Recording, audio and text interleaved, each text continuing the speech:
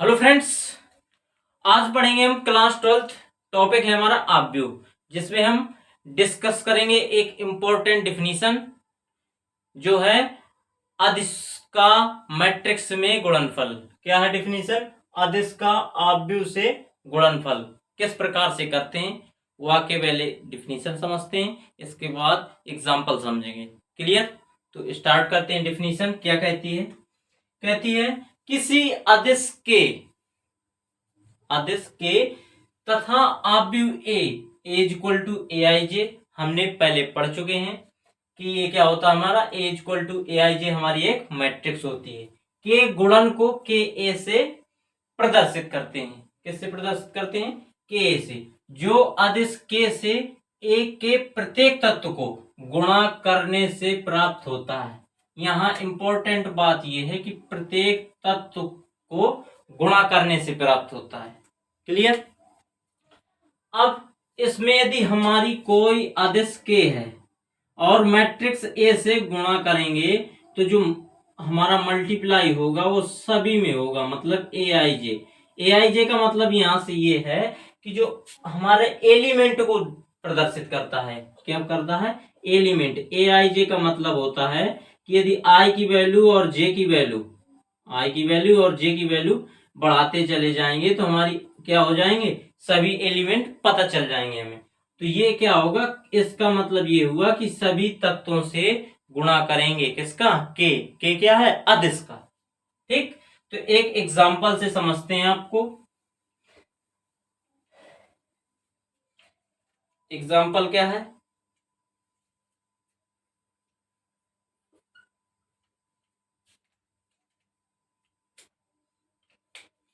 Example है जैसे हमने के ले लिया 2 और मैट्रिक्स कोई एक ले ली 5 6 7 8। हालांकि आपके एग्जाम में ये डिफिनीशन नहीं आती, लेकिन नॉलेज के लिए ये अगर आपको ये मालूम नहीं होगा इसका बेसिक फंडामेंटल, तो एग्जाम में या हमें क्वेश्चन करने में प्रॉब्लम होगी। इस वजह से इसको हमें समझना जरूरी है। ठीक है, तो क्या होगा इसका? के ए इज इक्वल टू 2। फिर ए की वैल्यू कितनी है?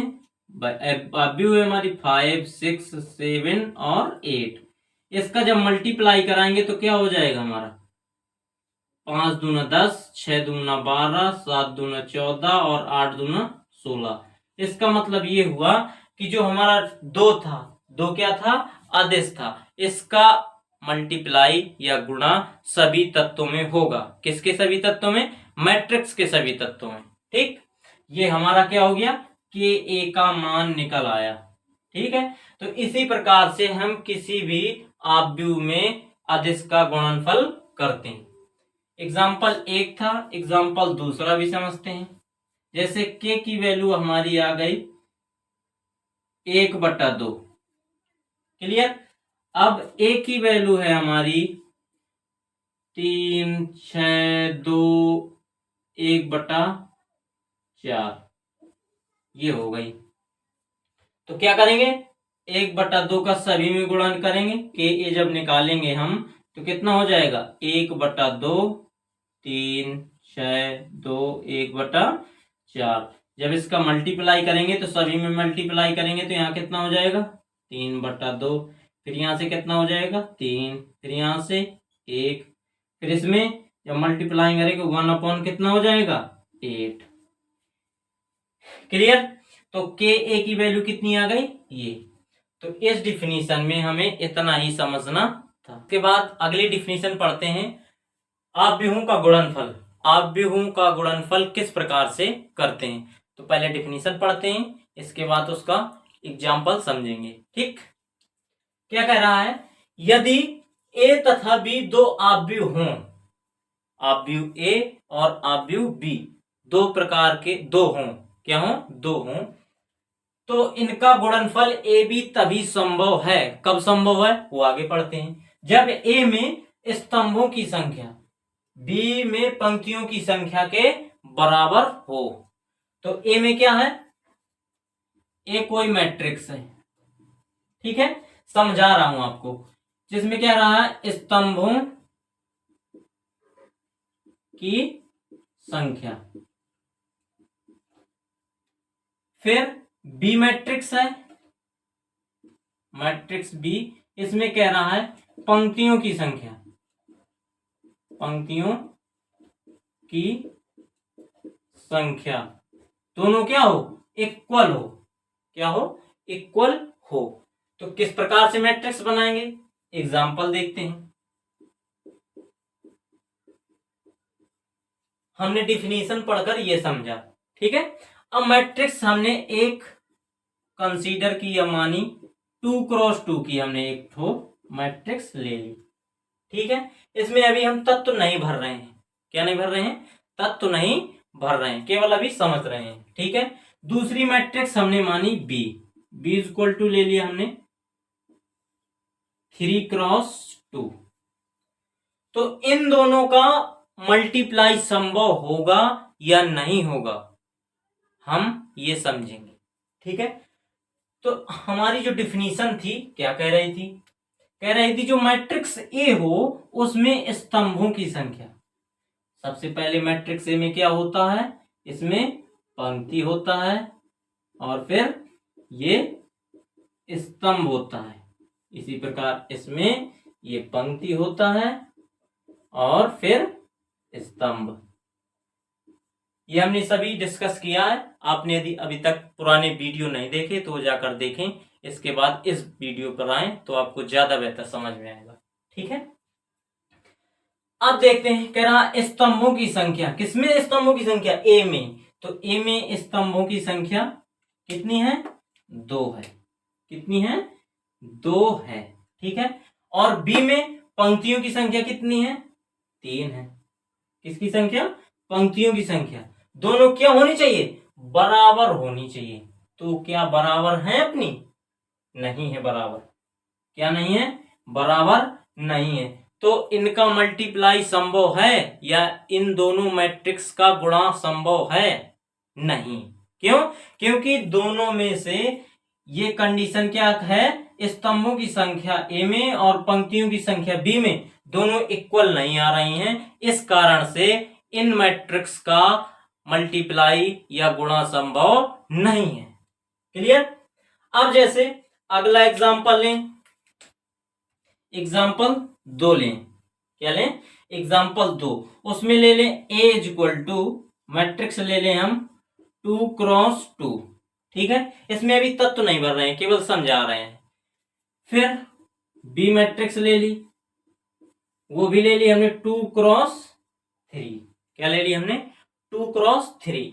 तो इनका मल्टीपल मतलब मल्टीप्लाई या गुणा संभव है, देखते हैं। इसमें क्या देखते हैं, सबसे पहले इसमें डिफिनीशन समझते हैं, स्तंभों की संख्या, किसमें, ए में। तो ए में स्तंभ कौन सा हो गया, स्तंभ ये हो गया हमारा, जिसमें कितनी है, 2 है। बी में पंक्ति की संख्या कितनी है, 2 है, दोनों क्या है, इक्वल है। तो इनका मल्टीप्लाई क्या हो जाएगा, यहां से लिखेंगे, जी हाँ, जी हाँ, ये क्या है, संभव है। मतलब इनका मल्टीप्लाई, इन दोनों मैट्रिक्स का मल्टीप्लाई क्या है, संभव है, ठीक है। लेकिन इसका मल्टीप्लाई जो हमने पहले एग्जांपल में दिया था, इसका मल्टीप्लाई संभव नहीं है। क्लियर। अब एक एग्जांपल और कंसीडर करते हैं, वो क्या है एग्जांपल, इसको रफ करते हैं। पहले आपने नोट नहीं किया तो नोट कर लीजिए, इसको समझने के लिए इसको रफ करते हैं।